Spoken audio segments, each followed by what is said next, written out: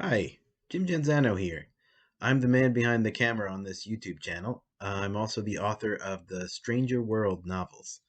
It's a series of books that's been a labor of love for me for over 10 years, and I'm anxious to put them in people's hands so they can read them. The genre is middle grade fantasy, but I'm hopeful that anybody who enjoys a good story, whatever age they are, will enjoy them.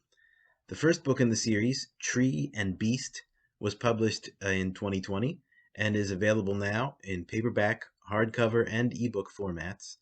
The second book, Sea and Sword, is due out in hardcover on February 15th, 2021, with paperback and ebook formats coming later on this year.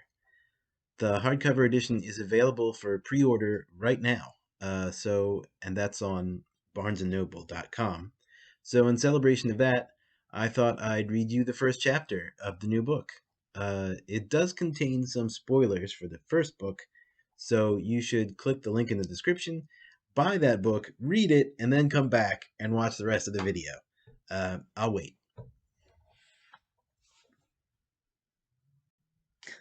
Okay, that's long enough. So this is book 2 of the Stranger World series, Sea and Sword, chapter 1. And like the first book, at the beginning of each chapter, there's an excerpt from the Yellow Castle books, which is a series of fantasy novels that our main character, Hunter Wilson, is a huge fan of. So we're going to start with a quote from that, and then I'll go right into the story.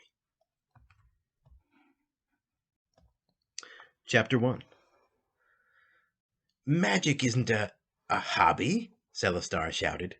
Risterion had never seen the old man so angry. It's a craft. It takes a lifetime of study and work. This book is full of powerful spells, yes, but it's no shortcut. It's dangerous. Nevertheless, Risterion said, gripping the old book in his hands, I will read it, and I will learn. I must. If you won't teach me, then I must find someone who will. T.R. Emmons, The Yellow Castle, Volume 2, Ocean of Storms. What is a story for? Hunter Wilson, who liked stories quite a bit, and thought he might have visited the place where they lived about a week ago, looked up from the aimless doodles he'd been making in his notebook and watched as Mr. Thurston underlined the words he'd just written on the blackboard.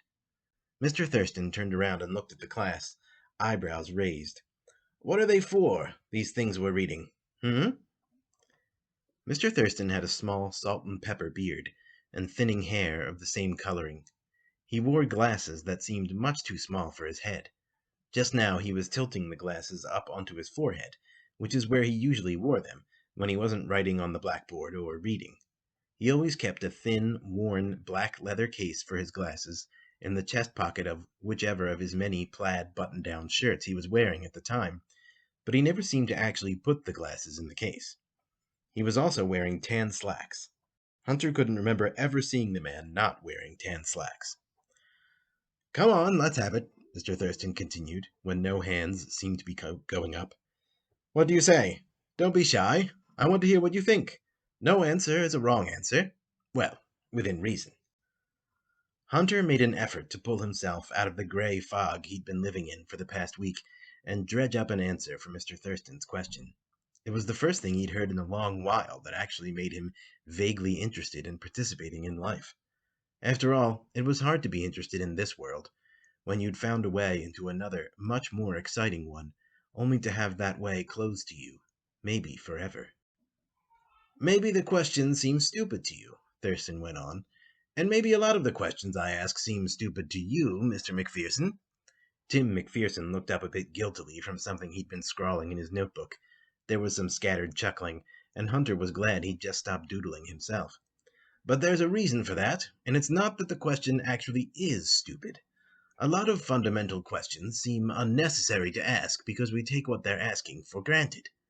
But that's just the kind of thing I want you all to question, always. Question your premises. Question your first principles. If your fundamental principles aren't sound, if they can't stand up to a bit of prodding, then nothing you build on them can last. School had been particularly hard to deal with, sitting still and listening to these people try to teach him things when he knew something none of them knew, that life could be so much more than this, and that the entrance to that greater, more magical life was right behind the school. He'd found it there when he'd wandered away from a boring a field trip so lame it could barely be called a trip, since they'd only gone as far as the pond out back. He'd walked away from the others into the sparse woods nearby and found a hollow tree he'd never noticed before. When he'd climbed through it, he'd found himself in an ancient magical forest full of things that reminded him of stories he'd read. Then he'd met a raven that had actually told him a story. The raven had saved his life, but in the process, gotten him cursed. He'd also met a giant dog monster that had wanted to eat him until he'd named it Murphy and made friends with it. Then he and Murphy had saved the forest from four-armed lizard things who'd wanted to rip out chunks of it for some mysterious master. And even though it had all taken hours, when he'd gotten back to his own world, hardly any time at all had passed here. The whole adventure had been so amazing that same night, he'd grabbed his best and only friend, Gert Clemens, and tried to take her back there with him. But when he'd returned to the tree, it had just been a boring old tree. There was no magical doorway in it anymore. No magical anything. So, back to our question, Mr. Thurston said. What is a story? What is it for? Tell me, someone. Miss Pulaski, start us off, please. Once upon a time, Abby said, staring a little wide-eyed at the teacher, and then some stuff, and then happily ever after.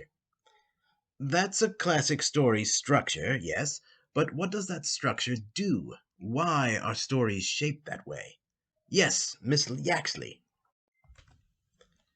Stories tell about things that happened, Euphrasia Yaxley said promptly. Then she added quickly, or things that could have happened, or might happen. Yes, good, Mr. Thurston said, turning to face the board. He wrote, indented slightly under the question, and proceeded by a bullet point, to relate events, actual, imaginary. Hunter hadn't known what to tell Gert, how to convince her he'd really been to another world, and that it hadn't all just been some crazy dream. Sure, he'd brought a stick back with him, but even though it was a very cool-looking stick, all twisted and knobby, it was, after all, just a stick. There was nothing particularly otherworldly about it. Why hadn't he brought back one of those weird seed pods he'd seen? And yeah, he'd had a curse put on him by vengeful Guatemalanian bees, because he'd smashed their hive and stolen their honey to appease the giant sweet-toothed dog that ruled their forest.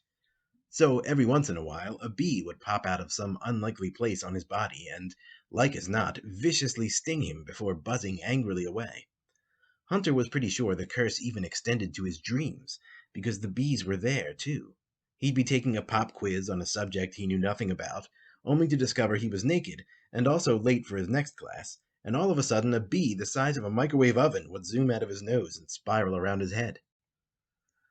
But it was easy for people to convince themselves this phenomenon wasn't magical at all.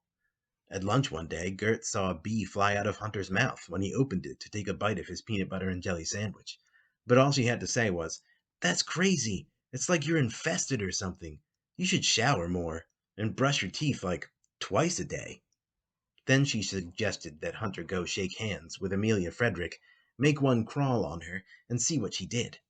Amelia always said she was allergic to bees, but Gert was sure she was really just scared of them. His parents had noticed the bee curse at home, too, but all they'd done about it was call an exterminator. They thought bees must have got inside the walls of the house and built a hive there, probably somewhere near Hunter's room. Of course, unless the exterminator they called also happened to be a wizard, this wouldn't do any good at all, but Hunter couldn't exactly tell his parents that. At least, not without them calling a psychiatrist after they called the exterminator, so he just let them do it. Thurston turned around again. What else? Yes? They're funny, Khalil blurted. Then, when the class laughed, he went on defensively and a bit incoherently. Some of them, so to make you laugh. True, right. Thurston added a second bullet point, to entertain, amuse, under the first. Who else? He asked, turning back to the class. Think back to the first people, cavemen and such. Why would they have told stories? To tell each other how to make fire, David Kim said, all but confirming the rumor going around school that he was a pyromaniac. Hunter winced. He had reached out to David after coming back from that other world. He still wasn't sure exactly why, and he and Gert had started becoming friends with him, But David didn't make it easy, especially when he came out with stuff like this. To explain why things happen, offered Jaden, thankfully taking the attention away from David. Why the sun rises and stuff. And like where the fattest woolly mammoths were, Gert added, and what berries not to eat, 'cause they'd kill you 'cause they were poisonous. Very good, all very good, Thurston said. He added, to educate, instruct, to preserve and pass on information, and to explain natural phenomena.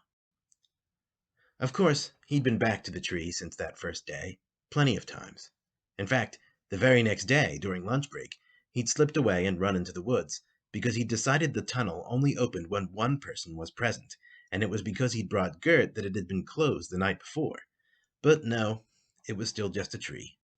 Then on Saturday, he totally shocked his parents by getting up really early to go back to the forest at exactly the same time the field trip had started, because maybe the tunnel was only open at a certain time each day. Still nothing.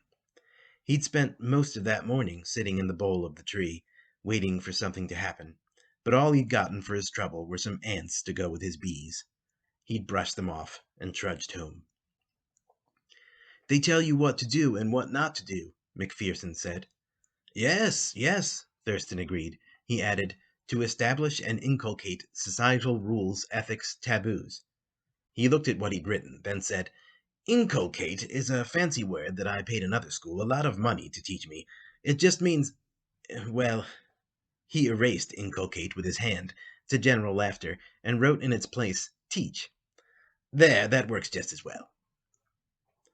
As the days wore on, the candy bars Hunter had bought to feed to Murphy the dog monster, and which he'd barely been able to keep Gert from eating, had melted and reformed multiple times at the bottom of his book bag, finally becoming a single solid mass of chocolate and nougat and honey in paper wrappers. Still, he couldn't quite bring himself to throw them away. And every day, as he had for years now, he checked the house for monsters. But he only did it automatically, with even less hope than he'd ever had before of finding anything. After all, he knew where the monster was now. He just didn't know how to get back to it. Anyone else? Thurston said. You? He had pointed at Hunter. Hunter hadn't realized his hand had been up. He slowly lowered it. They let you live a different life, he said. They let you get out of this world and into another one. There was a snicker or two from his fellow students, but Thurston only stared seriously at Hunter for a moment, and then nodded slowly. Yes, he said. Yes, get out of the world, indeed. He held Hunter's gaze for another moment, then added escapism and learn other viewpoints, perspectives to his list. Then he turned and looked around at the class again. Anyone else? No? Well, this is a fine collection we have already. He paused and frowned and looked down at the floor, and then began to pace as he went on. Yes, stories do a lot of things, a lot of big, deep things.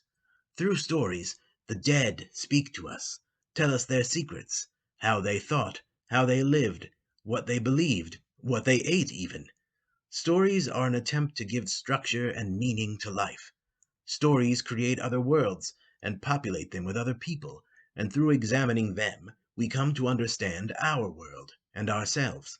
Living for a while in that other world makes this one more orderly, more understandable, more bearable. I don't want to demean my colleagues in science, history, physical education, and so forth, but stories are the most essential things that humanity produces. They are of the utmost importance to its past, its current existence, its future. Without stories, people don't learn, or change, or grow. They don't know the rules, they don't know how to live. Life doesn't have order, or meaning, or purpose. Society itself collapses. The world falls apart. It may sound ridiculous, and there was indeed some scattered laughter, but it's true. And another thing. He stepped forward, staring around at all of them, and lowered his voice. I should have warned you about this when the school year started, but this class is dangerous. He hissed this last. There was one chuckle, but Thurston looked so deadly serious the rest of the class was too taken aback to join in this time. That's because a story itself is perilous. When you read a story, if you do it properly anyway, and it's written properly, you put some of yourself into it, and it puts some of itself into you. He pointed out at them with a long, chalky finger.